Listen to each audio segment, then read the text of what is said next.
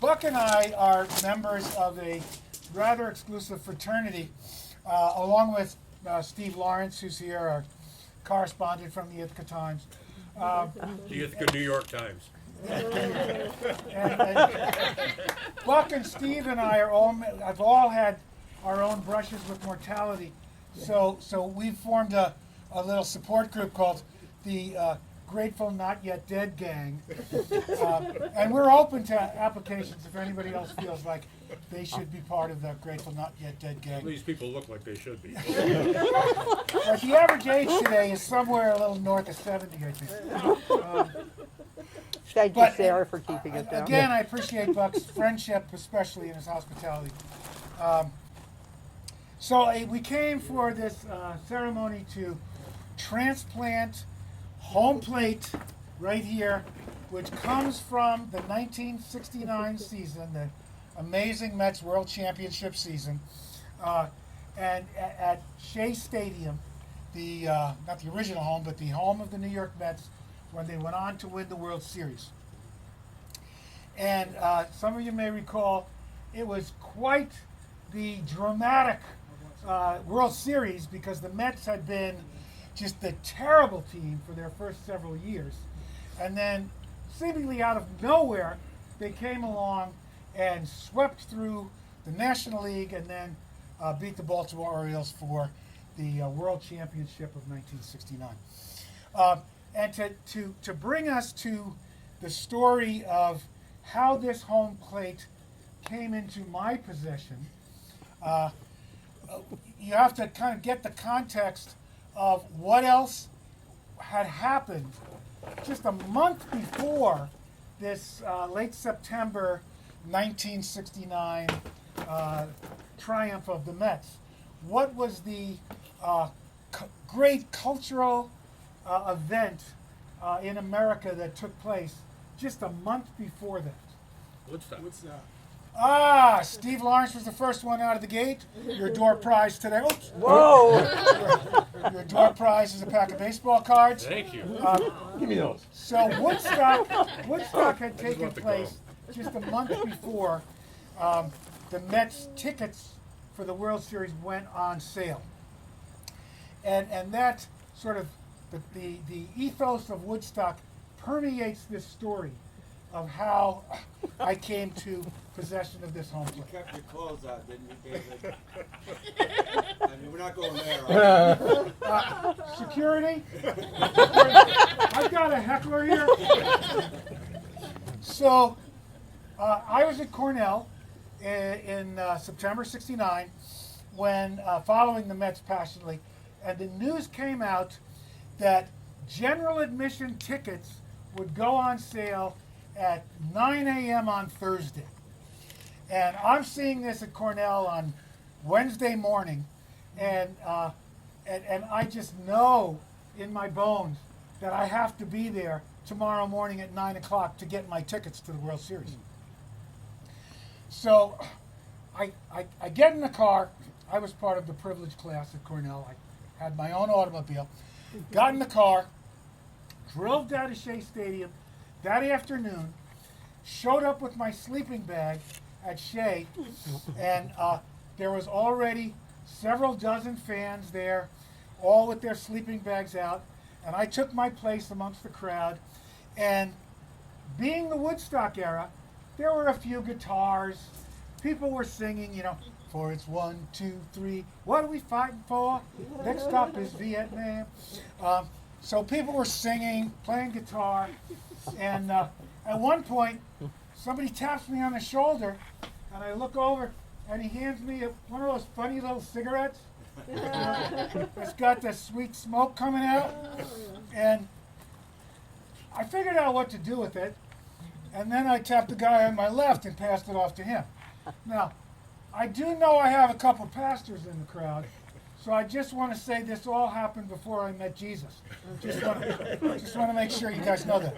So this scene's going on. We had our own little mini Woodstock happening outside of Shea Stadium as the sun goes down.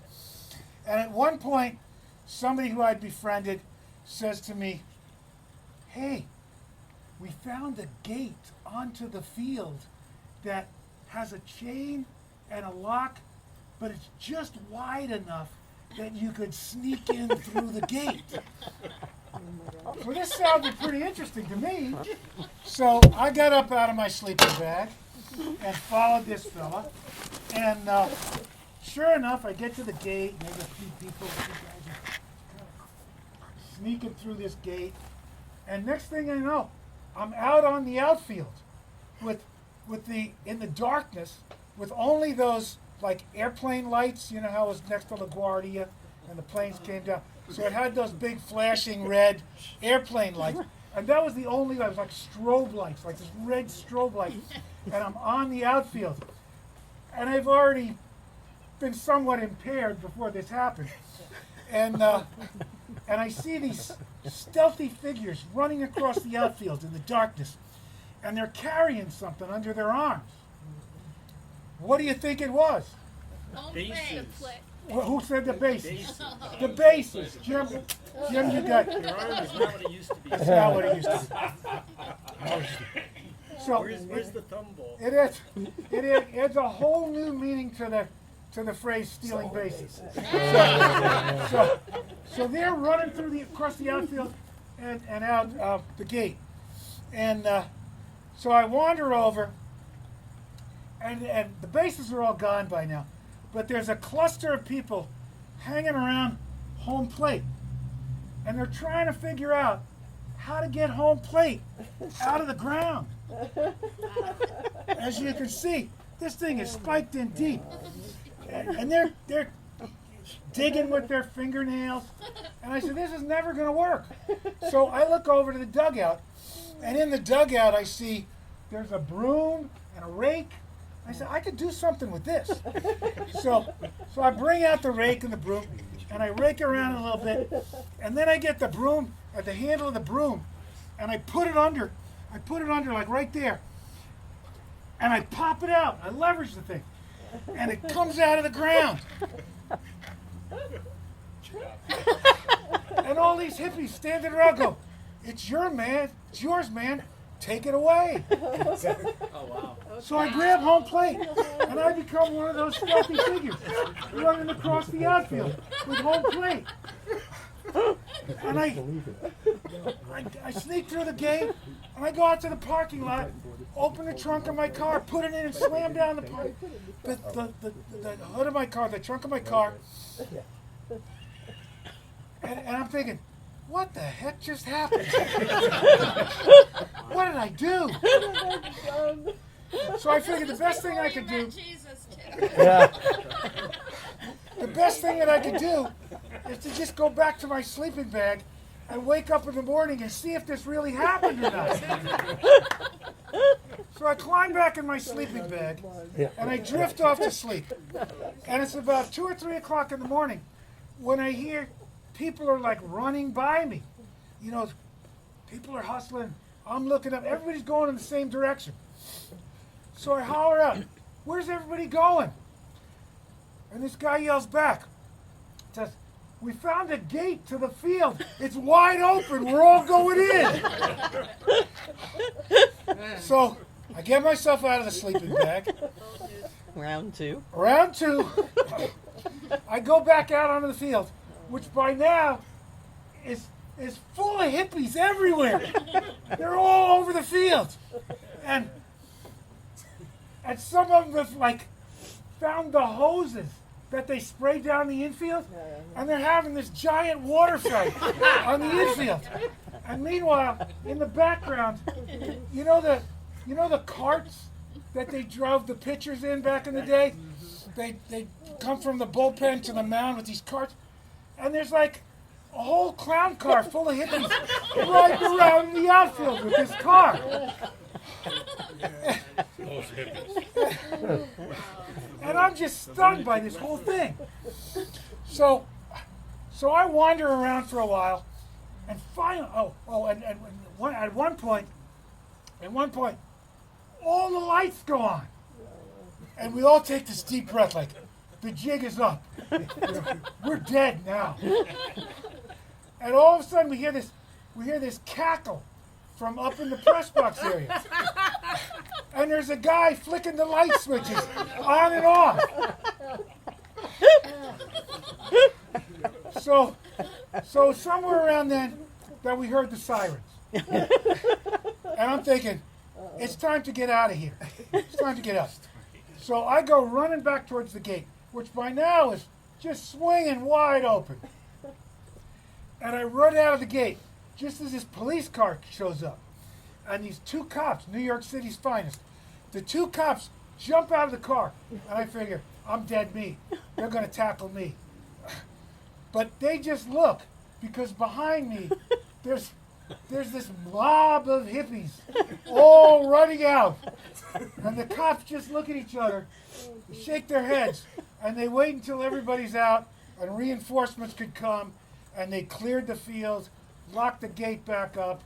I fell asleep on the line, got up in the morning, got my World Series tickets, went back to the car, opened the trunk just to make sure I didn't hallucinate the whole thing. There's home plate, slam the trunk down, drive back to Ithaca, and it's pretty much been here ever since.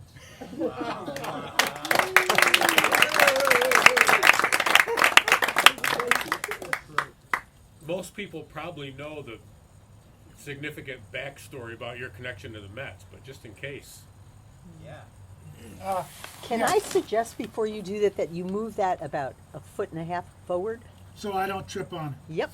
Yep. And then we have to take you for a rabies shot. Not Yeah. a rabies, a tetanus shot. That's a tetanus I issue meant for sure, to. yeah. That is. So let's just make sure. Yeah, That's even funnier. Thank you. 55 years of crud, yeah, that's a That's- tetanus issue. That's As some of tetanus. the materials inside show, my family went down to spring training in 1963, and I lucked into the dream job of a lifetime as the 12-year-old bat boy for the New York Mets in spring training. I like to say my career has gone downhill ever since. But it was a memorable stage of life, and so I guess it's only fitting that I was the one who got home plate that day. Now, in terms of We do veracity- have some semi-celebrities in terms of the handling of home plate that maybe you oh, want I to forgot to mention. mention. While Deborah and I and our family moved to Minnesota in the 80s, we bequeathed the care of home plate to our dear friends Gail and Jim Salk, and they housed this. I've met it every single day. Yes, you can go over to the museum in our garage after. All right, So I thank you, Deborah. Sequel. Yes. I wanted to give credit to the caretakers, the faithful, loyal caretakers, for about 20 years when we lived out in Minnesota. So it is only fitting that it be passed to Buck's Museum.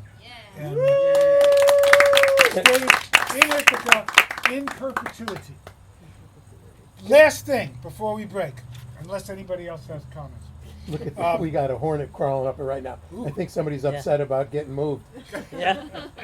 So Can I tell the real quick story about Yeah, when please. I first saw it? please. Yeah. When I came away to college, Whoa. I'm a baseball guy. Should I use the microphone? Can everybody hear? Okay. And I'm a Hey, baseball. Buck, come on over, sit next to me. I'm a baseball card collector, among other things. Sitting here in my box seats at Shea Stadium with my boy. It doesn't get better than this.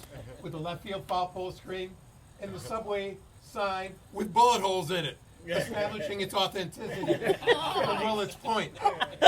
So, I'm sort of like an adult now. I'm a late teens, and I'm looking for somebody to trade baseball cards with. Who isn't when they go away to college?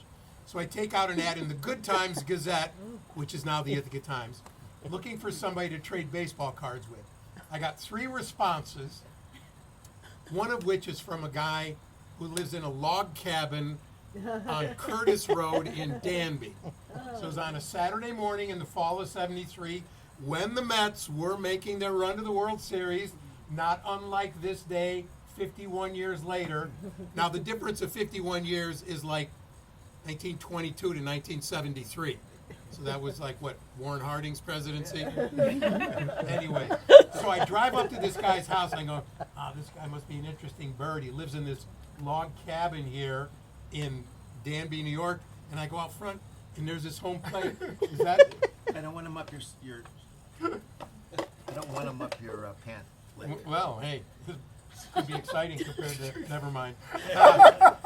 So there's this home plate out in the yard, and this is a guy I just met exchanging correspondence with to trade baseball cards. And I go in, and there's pictures of him with Casey Stengel. We were texting each other, right? Yeah. What did we do? Did we write letters? I don't even know how we communicated. Smoke signals? But we went, and there's pictures of Dave with Casey Stengel, and there is a home plate in the front yard, and it turns out to be not just a home plate.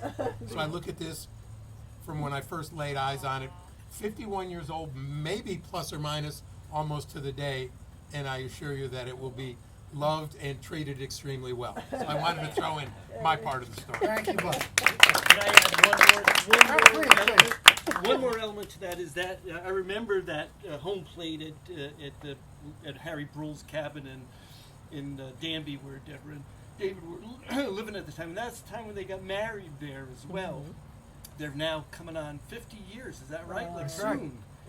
May. So 50 years ago, this home plate was at their log cabin on Curtis Road, and after their wedding, to signify the real, sometimes people in the Jewish tradition will break a glass. Well, what David did was come running in and slid into home plate. Very cool.